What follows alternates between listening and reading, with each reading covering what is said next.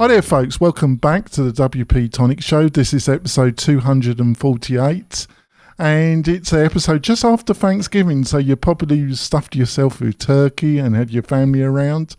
Kim, my normal co-host, she's recovering from her Thanksgiving.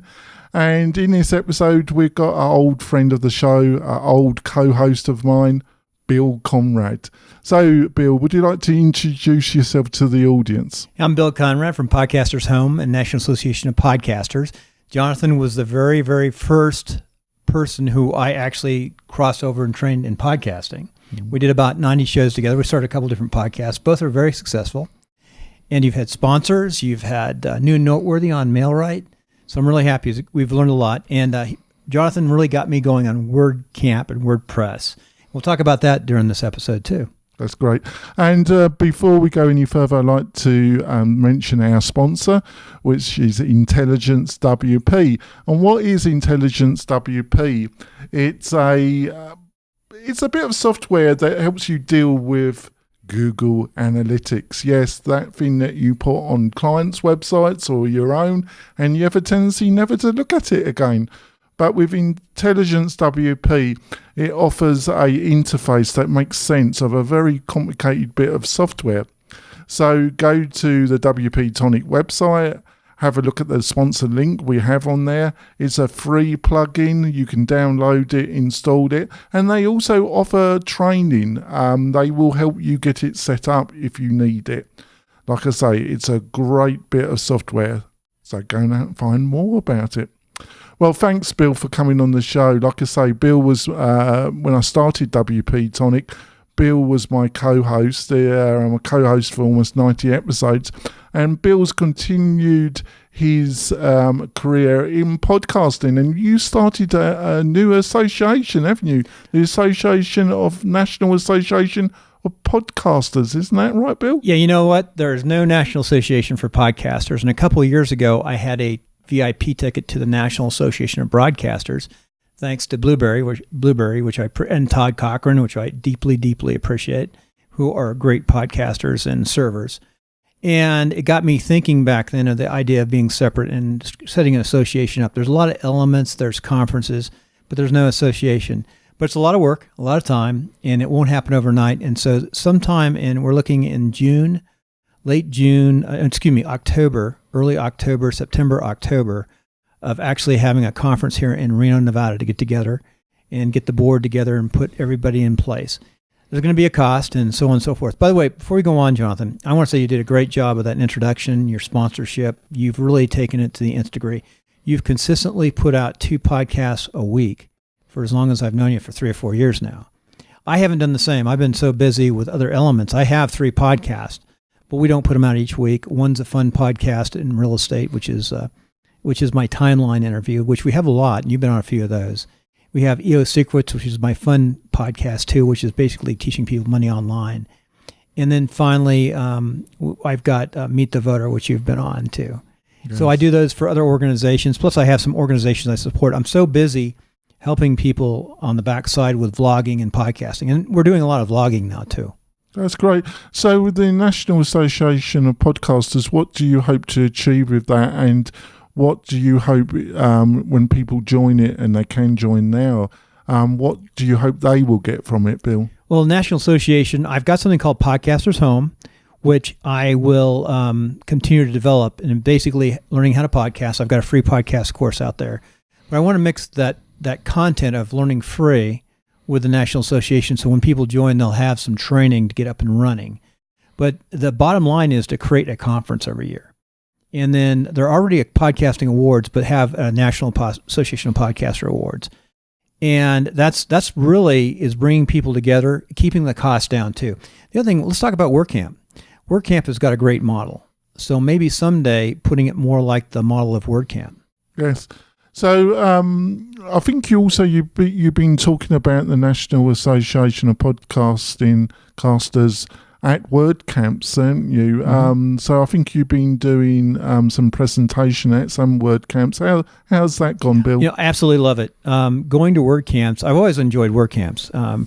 3 or 4 years ago when I first started studying WordPress and going with you, to WordCamps. It was kind of fun because we had the podcast, and people recognized us at the WordCamps. So we got to be known fairly well at the WordCamps from the podcast. And then once you've evolved into speaking about podcasting and vlogging, because they have a business track now, and when you speak, you get to know like who are the key people in WordPress. So at the speakers' rooms, you really find out that inside information. Plus, you just meet really neat people around the country. So I attended WordCamp Sacramento, and you were one of the presenters there, and you were talking about podcasting, and you seemed to get a fantastic amount of people at that presentation. So what were some of the questions that were asked that people were asking you around podcasting? Well, that's a good point. That was fun. Everyone stayed, and it was fun. I created a podcast out of that. I actually used an iPhone. I told people how you can create a podcast relatively fast by using your iPhone and just getting the audio up. And we went through the steps, and I noticed that almost everybody stayed. And I put the camera behind me so you could see the presentation. It is on EO Secrets, and I think parts are on Timelines too. Forgot which episode. I think it's episode 6 and 7 in EO Secrets. But what questions they ask?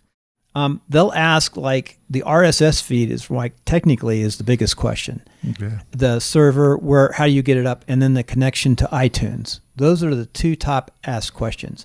Very seldom do I find people talking about like how to produce or how to create content, but it's mostly the technical side of getting it working. What I found is most people put a lot of time into creating a beautiful podcast as best they can, but they miss the technical side, and then they get frustrated and they never get their podcast up. So that's why I do a couple 2-minute podcasts and learn the technical side. So I do that. They can understand it. And then we also talk about WordPress and what is the best type of blog or vlog or way to put your podcast up on WordPress. Because if you have a podcast, you really need a web page to drive people to so they can get more content, more information. And if you ever want to monetize, there's a lot of ways to monetize. That's another thing. People will want to know how to monetize podcasts or how it can help them with their WordPress agency. Yeah, I think there's a lot of interest in podcasting, but it was also it seems to be really mixed up with video, doesn't it, and YouTube as well, doesn't it, to some extent? There's a crossover, maybe. Yep. Why call it vlogs? First of all, when I teach to take your phone, do a 2-minute little recording of yourself, a vlog, or a couple of people talking about just a couple of different issues about what you want to do with your podcast, things of that nature. Take that, upload it onto YouTube. Now, you used to be able to do a little bit of editing on YouTube, but they've taken that out. I don't know if you know that or not. No, because that's surprising, really. Yeah, they took it out. It's gone. YouTube is constantly changing. So anyway, put it on YouTube. But if you have a Mac, you can just use a couple different editing softwares that are available that work real well to trim the front and the back, and then stick it on YouTube, and then download it from YouTube because YouTube conditions the sound. Pull that out. There's a real quick, inexpensive little free app you can download onto your Mac, and then rip out the MP3, and it'll do it at 128. You can set it lower, and then take that. Now upload it to an RSS feed, and we'll show you how to upload it to the RSS feed. It's not that difficult. You can actually learn everything. There's only about 30 minutes worth of content to learn how to do all this. So literally, you can be up and running in about 4 hours with 2 or 3 little short podcasts. And that's a good way of learning it, isn't it? Yeah, absolutely. Because I think, like most things, you obviously want a certain standard, but you also need to get it out and keep doing it, don't you? So why would someone in WordPress want to learn to podcast? I have no idea. Well, you did. Why did you want to learn? That was English sarcasm, folks. See, I don't get it. I still don't get it. No, he's not been exposed to it for a while, actually. Yeah. He prefers the French anyway. Yeah, true. Yeah, he does. He really does. Well, it's a good way of individualizing yourself in a very crowded marketplace. I think one of the things you've got to be aware of, it will take up a certain bandwidth of your time. So if you're not really that committed to it, it's probably going to take up a bit more time than you think it's going to. There's ways of getting around that, like doing them in batches. I personally chose not to do the episodes in batches. I do a weekly show and we do it live, but that's my choice. I try and have a set pattern that we do it on the same day at the same time. That helps. But other people, another factor, Bill, is you make new friends. You introduce yourself to people in your industry or industry that you're trying to build a reputation in. And I've got to say, that's one of the highlights of, for me personally, of doing the shows, is all the excellent people I've met through it. Yep, me too. I mean, absolutely. The people I've met in WordPress specifically have been excellent. And that came through mail-right.com, Mail-Right Show. No, excuse me, not Mail-Right. You're mixing the shows up, Bill. No, I have so many podcasts in my head. WP-Tonic, that's okay.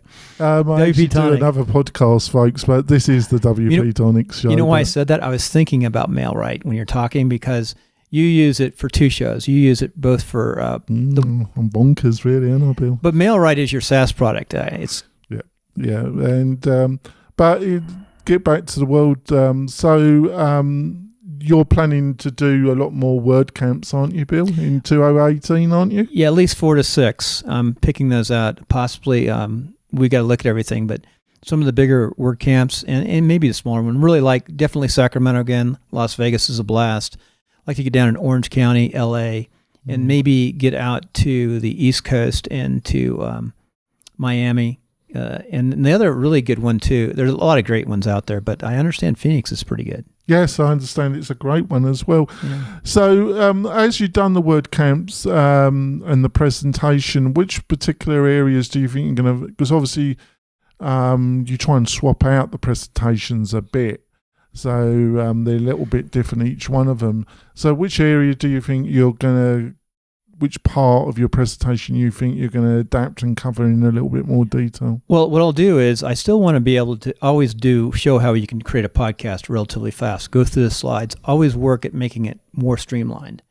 But since you met me, we've been evolving. Remember, we used to record everything on a laptop and we used to live stream it? We live streamed stuff, got the recording and took the sound out right from the live stream. We've done podcasts like that. And they came out well. We used to have a mixer, and now we have the Zoom here for this type. This is the first time you've done one of this type of podcast, right? Oh, yes, and we're doing it. We're actually doing this from Bill's house, which you'll be able to see. The war room. What he calls his war room, which you'll be able to see on the video of this podcast, folks. Yep. Make sure you go on over to mail-right.com and check out, what episode is this? This is 248. Wow, 248.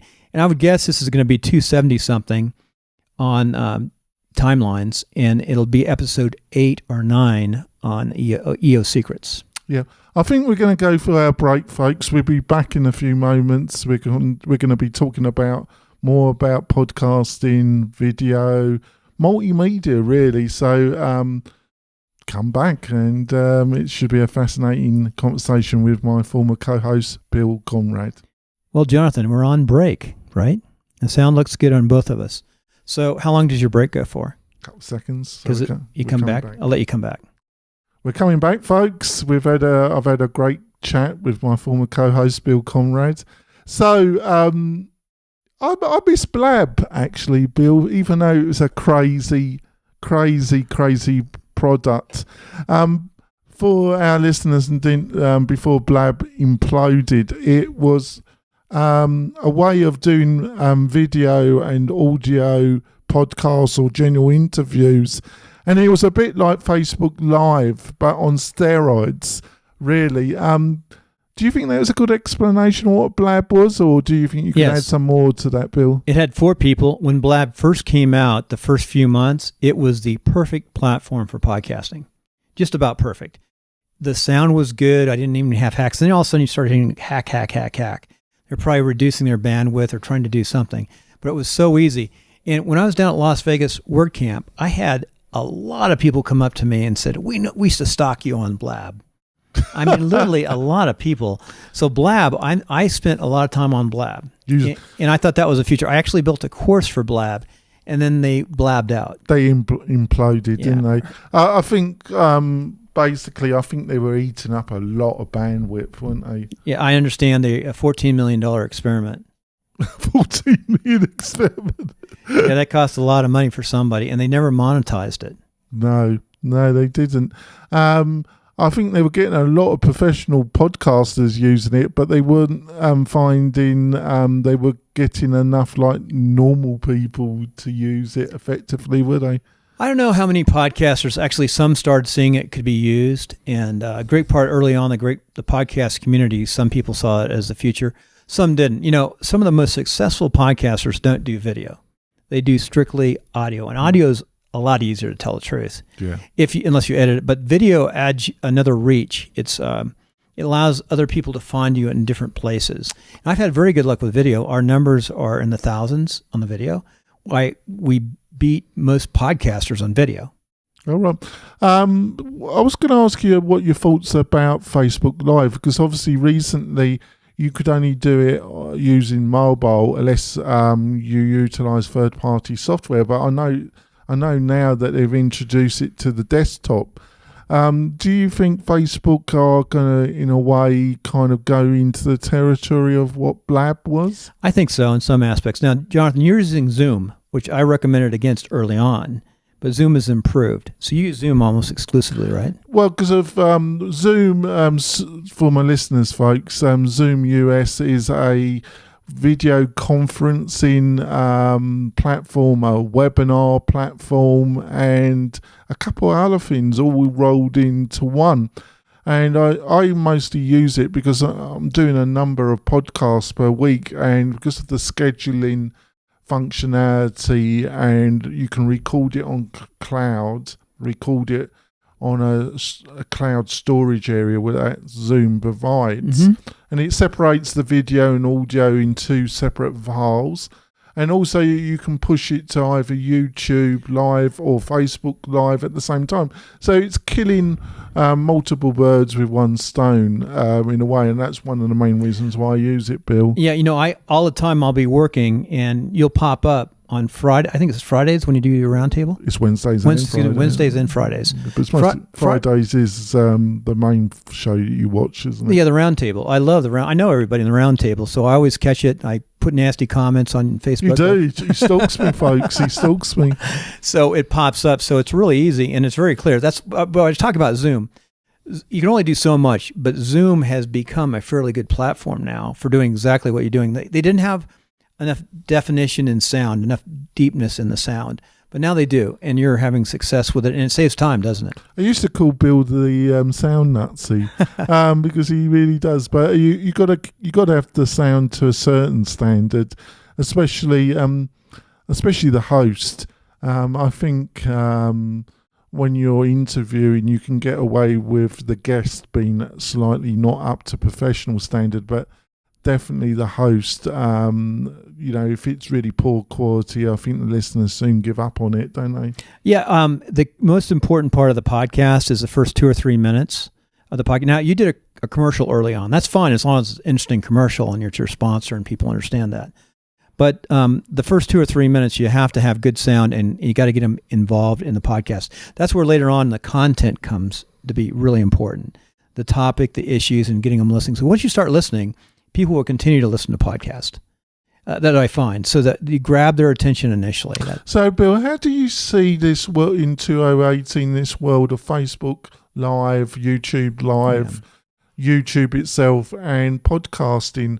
How do you see this going in a way? I think it'll really work out. More and more, I think you're going to have local shows. Now, yours is not a local show. Yours is WordPress, so it goes everywhere. But I think you're going to find other ways to work with podcasts. So let's say you're a WordPress developer in a community.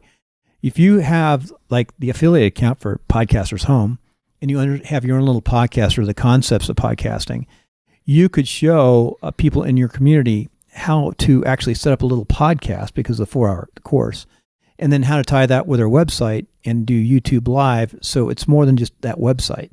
You're sort of an agency. you're a WordPress agency, but you almost have to be like a marketing advisor agency too. Does that make sense? So I think a way that people in WordPress can actually monetize by helping their community understand how all these things are connected. Like the API concept is kind of complicated for most people. How to take onto WordPress and maybe put your iframe in there so they can see live the YouTube version if you're doing a Google Plus Hangout, or the Facebook, how to tie them all together. So I think the study of this area is important. Facebook's going to continue to do more and more video. Videos is the future. Well, it's an interesting area, and I thought you were the guy to. I think obviously Facebook are trying to take on YouTube. I think they're still struggling to find the right format, and maybe that format is the kind of BLAB model, because it is what I thought was so fascinating about BLAB was not only the free video conferencing element of it, but the way you met new people and you had new discussions through BLAB, which YouTube and also at the present moment Facebook, they're not quite there with the kind of interaction and the ability to have new conversations that you found on BLAB. But with Zoom, you do that. You actually bring people in Zoom, and then you can text or back, Well, it's difficult to get people into that Zoom room. That's why we push it to Facebook. But it's still, to some extent, to get that interaction. I think one of the factors is that you could search for a topic in the BLAB interface and find new shows. And then watch them, and then if you were interested, you could be part of the discussion if the host had that available, which at the present moment on Facebook or YouTube you don't really have, do you? A central area where you can search. No, you don't. Eventually that'll evolve, I'm sure. I was going to say the difference between Google and YouTube. Google is search. So anytime you're creating a Google Plus Hangout, which carries a video, as long as you tag that and you make a really nice YouTube channel, you're going to find search online. That's why you have to do YouTube. Yeah, but I think... later on, that gives you search. I also think, Bill, because of the bandwidth costs, that the only two players that could afford to do something similar to BLAB is either Facebook or YouTube, really, because they've got the big enough pockets where the bandwidth cost isn't such a consideration, because I think those bandwidth costs and the lack of monetization is what finished off BLAB. Right. Well, you think about it, Google Plus Hangout, it's sort of similar to BLAB. But you haven't got that central area to search for them, have you? No. See them. Yeah, I know what you're talking about. You don't have a way to quickly search. They used to have all these different, you could just sort of see who's live right now. Because... it was the power of the network, folks. You could do a search on the BLAB homepage, and then you find shows about WordPress or shows about whatever topic. Yeah, and then you could bookmark them, and it would send you a little note saying when the show's coming up, and then you could watch it in the background or listen to it in the background. And you also had people coming finding you during the show as well, didn't you? So you could build a new audience, which is totally missing on these present. Well, a little bit on Facebook, really. There's that little bit of functionality, a little bit, but they've still got a bit of a while to go, haven't they, Bill? Yeah, Jonathan, once we used to do 3 shows. We used to do Meet the Voter on Sundays. Remember you got me into politics, folks. We won't talk politics here, but we used to do something called Meet the Voter. We'd watch. We had a group of people, all from different backgrounds. We'd watch Meet the Press, and then we'd talk about Meet the Press, Meet the Voter. But one time, do you remember how many people were watching one time? Well, you did get an enormous audience at one time, didn't you? After the attack in France, I forgot, it was like huge. 3,000-4,000 people. Oh, it was at least that. Yeah. Live. It was amazing, wasn't it? At least that, if not more. I think maybe 17,000 eventually on that. You even had some French people joining us, didn't you? We did. You did. It was from France, yeah. Wasn't it? You made you happy, didn't you? Yeah. Having your French friends, didn't you? True, yeah. True, yeah. So anyway, what's on the horizon next, and this is primarily for WP-Tonic. So what would WordPress people want to see next, and what should they do? In what context, Bill? In all contexts. You know what? Let's talk about this. Yeah, Bill. A lot of people I know who didn't used to have podcasts or vlogs, who have SaaS products and WordPress products, now have podcasts. And what's one of my favorite ones, other than WP-Tonic? Thank you for that, Bill. I have no idea, Bill. I do like WP-Tonic. I listen to it I never hardly ever miss an episode because I still enjoy listening to everybody. I learn a lot. But you've got other things like Lifter LMS. Oh, yes, Chris has done an excellent job, hasn't he? That's one of my top ones. I listen to you, Chris, and I listen to those religiously. Yes, Chris has joined the WP-Tonic Roundtable panel, so he will be appearing on the Friday show on a regular basis, and he's a friend of the show as well. But you know, Chris, even though he's got a product, he's really not the guy who's the WordPress programmer. That's Thomas. Oh, yeah, Thomas, his partner. Thomas is Chris is the promoter, which is a good combination. You've got Thomas. Got a good business relationship. Thomas stays in the man cave, and Chris roams around in his mountaineering outfit. He was an outdoorsman. So it's a good combination. That's a really good combination, good team. Now, Chris doesn't know CSS and HTML, and he can't. He's a man of multiple talents. But I think he knows Beaver Builder. He likes Beaver Builder, so he's always testing stuff, but he's around the people. So Chris is like me. He learns it from being around these great programmers. Well, actually, he was a hardcore developer, Bill. Chris, he was actually. He gave up on it a little bit after he met Thomas, and like you say, but he was a front end developer actually. A front end, not a back end. Front end, back end. No, Thomas is back end. I don't think Chris has ever been back end. Well, we'll have to find out, won't we? You have to ask him. So we're coming to the end of the show, Bill. So how can people find out more about you and what you're up to, Bill? So you can always head on over to any of the shows. Timelines of Success, Podcasters Home is not a show, it's a page. National Association of Podcasters, you can blog that and find it. And you saw the page. It's pretty it's just sort of laying out there. We're working on it right now. There's so much to do. I interviewed executive directors this week. Right. That's why we have to make money, because you have to have somebody running the darn thing. You know, keeping track of everybody and making sure they all get their due in their association. But the association will help too. And another thing I hope, by the way, of the association is it's an association. So the idea is to have some principles to follow, like free speech. Make sure we can always get on podcasts and vlogs without. I think it's a great idea. It's a great thing that you're building here, Bill, and I'm sure that it's going to be a great success, Bill. Yeah, it's fun. If you want to find out more about WP-Tonic, it's quite easy, folks. Go to the Facebook page. We're going to be starting a WP-Tonic group in the next couple of weeks, so you'll be able to join that as well. You can find about what I'm up to on Twitter at Jonathan Denwood, or go to the WP-Tonic website itself, where you find all the shows, show notes, links, a load of material on there. And you'll be able to join us this Friday for another WP-Tonic Roundtable show, or next week where we'll be interviewing somebody that's doing something with WordPress. We'll see you next week, folks. Bye.